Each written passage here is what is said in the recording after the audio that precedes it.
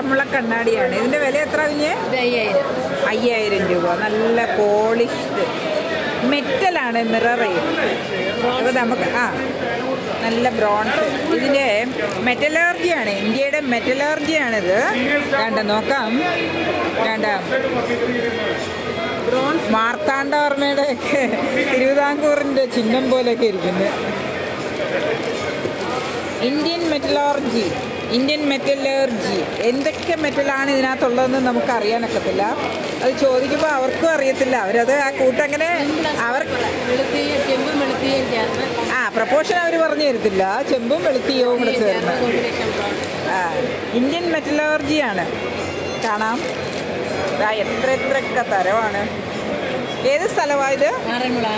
ആറന്മുള കണ്ണാടി. ആറന്മുള ഭഗവാന്റെ പ്രത്യേകതയുള്ള കണ്ണാടിയാണ് ഇത്. കണ്ട എത്ര എണ്ണം.